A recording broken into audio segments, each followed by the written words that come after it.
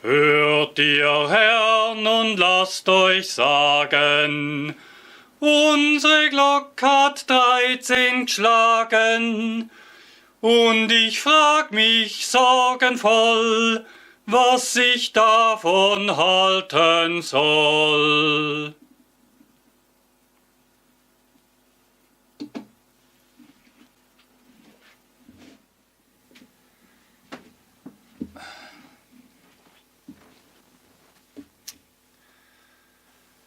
Hello.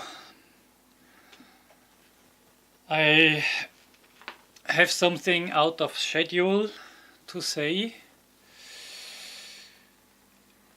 I have seen two videos from YouTubers I watch regularly, and it's not actually that one the first time I've seen things like this. One thing is that apparently YouTube is a bit overwhelmed by the task to control the universe of content creators they relied upon. That was a topic in the video of Zombie Go Boom, because those bots trying to patrol the networks and pick out videos advertisers might probably find offensive seem to block too many videos. Let's face it. Personally, I don't have a real big deal with it because my channel is so small.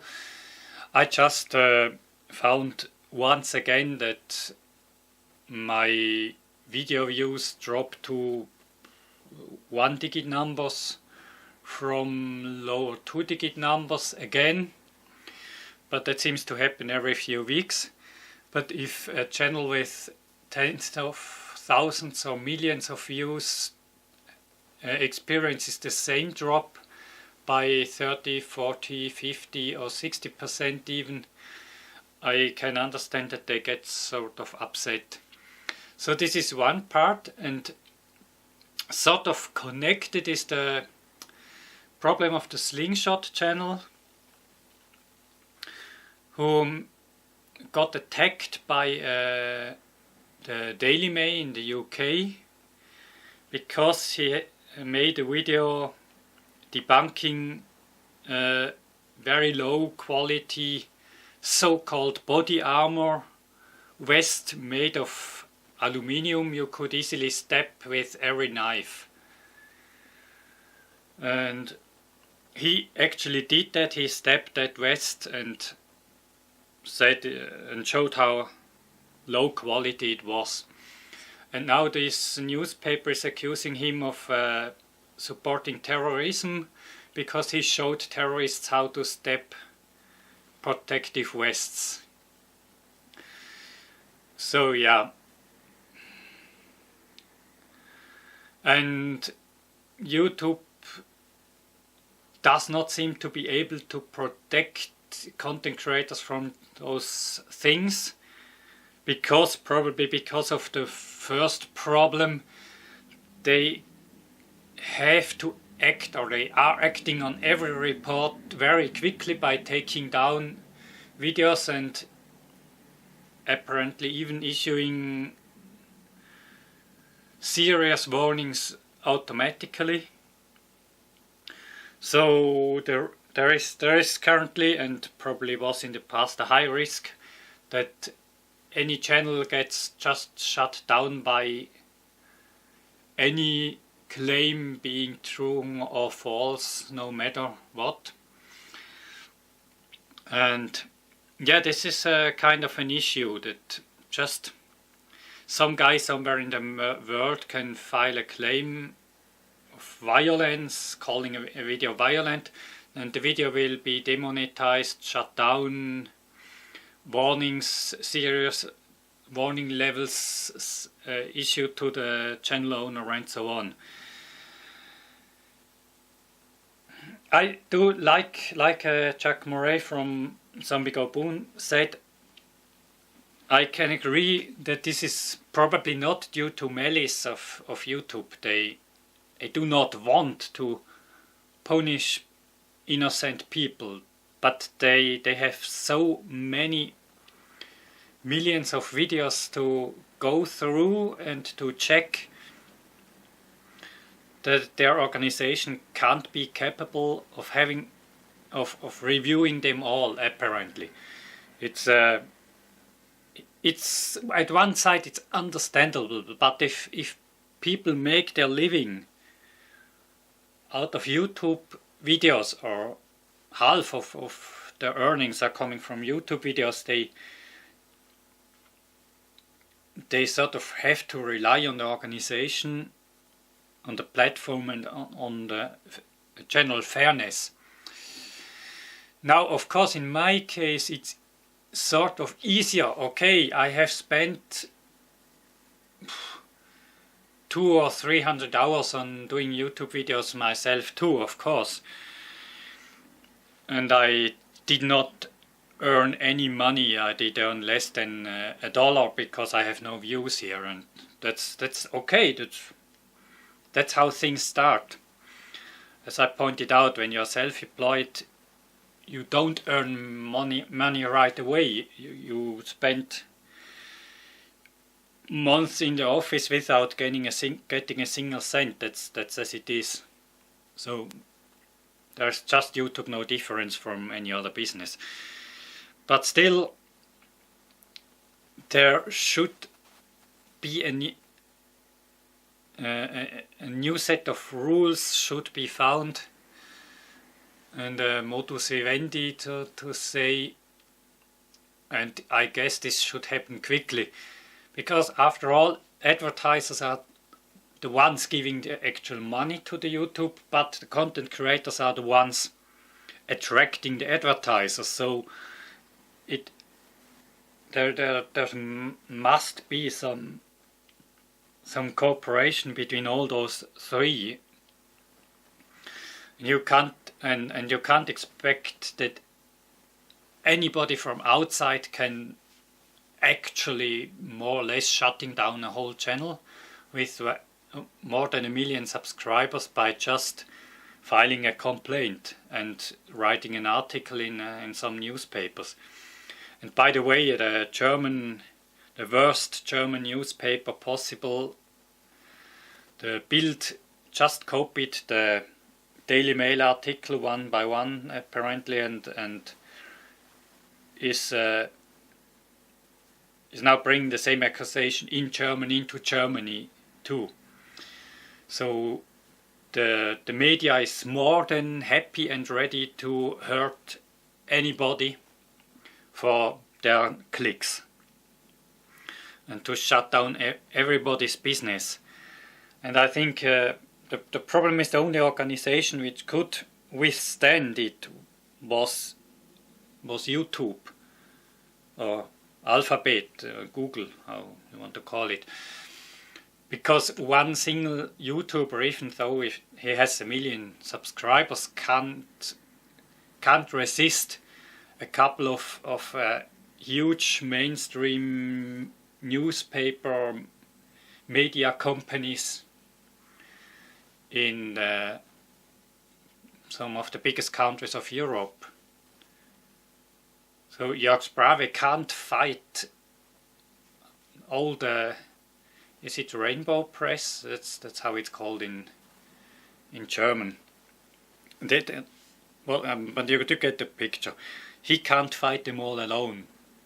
So either YouTube somehow gets into the position to help defending the rights of the content producers, or anybody will just walk around and shut down channels. And yeah, tough stuff, really bad.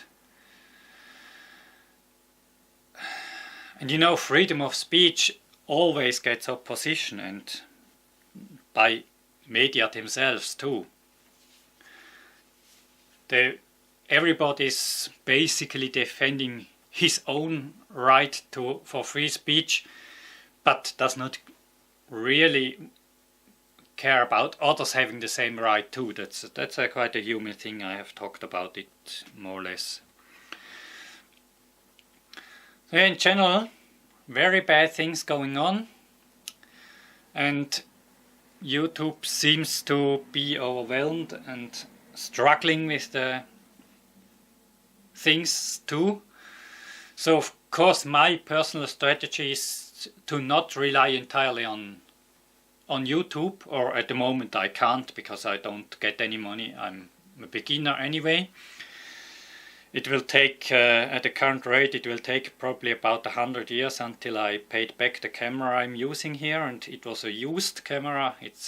I did not buy it new, but the equipment standing here is worth 200 years of YouTubing at the level I am. So of course I can't rely to it. I have an easy thing.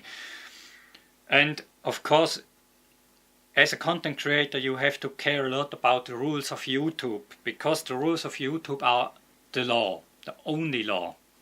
That's a matter of fact.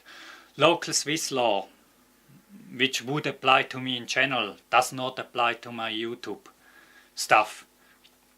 American law does not apply to me because I'm not American, not a resident, not a citizen, nothing.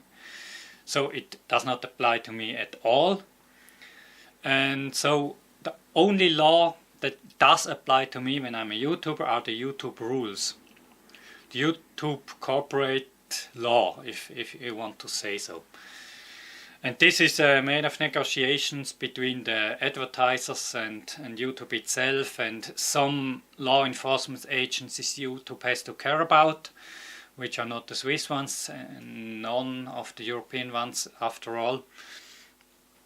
So of course I have to stick to YouTube law, sort of, which is a bit hard to define. And so I think if it comes to my content creation and my freedom to express myself on YouTube, it's really YouTube are the guys that somehow have to work with me as much as I have to work with them. That's a matter of fact. And I do everything to help them, but I guess they have to find a way to really block out some attempts to shut down channels from the outside, and they should really try to get their bots to not shut down channels from the inside too. That's really an important part. And yeah, you can guess, you see, I try to not bash YouTube, just because at one side it does not make sense. If YouTube would be a bad dictatorship company, bashing them would make things worse for me.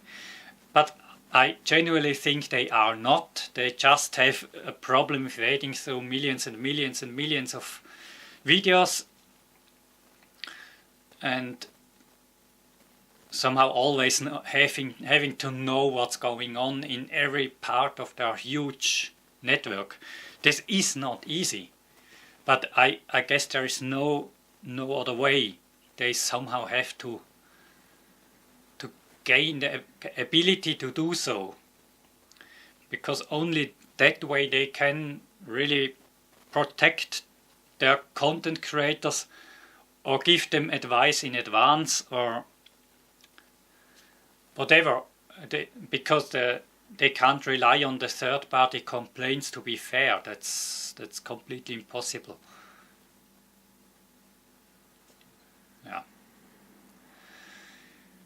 Yeah, we will see how it's going. No company is living forever, no platform is living forever, that's another thing.